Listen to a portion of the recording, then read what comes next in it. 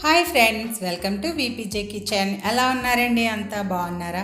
ఈరోజు మీకు నేను స్పెషల్ స్వీట్ ఏం కాదండి, సేమియా పాయసం చేసి చూపిస్తున్నాను.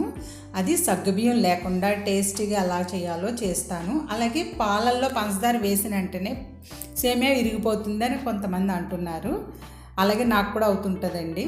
అది ఎలా చేయాలో చేసి చూపిస్తాను. ముందుగా మన ఛానల్ ఎవరైనా చూస్తుంటే ప్లీజ్ సబ్స్క్రైబ్ చేసి సపోర్ట్ చేయండి. ముందుగా స్టవ్ వెలిగించి కళాయి పెట్టుకొని నెయ్యి వేసుకొని ఇలా జీడిపప్పు అనేది ఫ్రై చేసేసుకోవాలి. ఈ ఫ్రై అయిన తర్వాత అందులోనే సేమియాలు కూడా వేసుకొని ఫ్రై చేసుకోవాలి.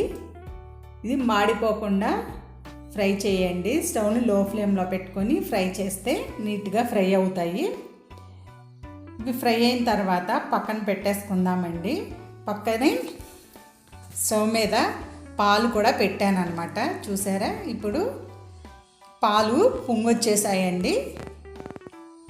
పాలు పొంగొచ్చిన తర్వాత ఇందులో మనం ఫ్రై చేసి పెట్టుకున్న సేమియాలని వేసేసుకుందాము.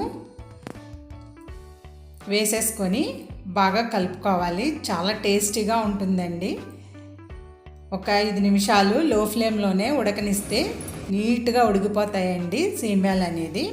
ఇప్పుడు ఉడికిపోయిన తర్వాత ఇప్పుడు స్టవ్ ఆఫ్ చేసుకొని పాలు విరిగిపోకుండా సేమియా రావాలి అంటే స్టవ్ ఆఫ్ చేసి 1 మినిట్ తర్వాత పంచదార వేసుకోవాలి. వేసుకొని యాలకుల పొడి కూడా వేసుకొని బాగా కలుపుకోవాలండి. వేడి మీదే పంచదార అంతా కరిగిపోతుంది. చూసారా? ఈ విధంగా ఇప్పుడు మనం ఫ్రై చేసి పెట్టుకున్న డ్రై ఫ్రూట్స్ని వేసేసుకుందాము. నిజంగా చాలా టేస్టీగా ఉంటుందండి. మీరేం భయపడాల్సిన అవసరం ఉండదు. పాలల్లో పంచదార వేస్తే విరిగిపోద్దని. ఇలా చేసుకుంటే అందరూ ఇష్టంగా చాలా ఇంట్రెస్ట్గా తింటారండి. త్వరగా కూడా చెక్కబడదు. మనకి సగ్గుబియ్యంతో చేసేది కొంచెం చిక్కబడిపోతూ ఉంటుంది. ఇది అంత త్వరగా చిక్కబడదండి. చూసారా? ఈ వీడియో మీకు నచ్చిందని అనుకుంటున్నానండి. నచ్చితే కనుక లైక్ చేయండి, షేర్ చేయండి, ఛానల్ సబ్స్క్రైబ్ చేసి సపోర్ట్ చేయండి. Thanks for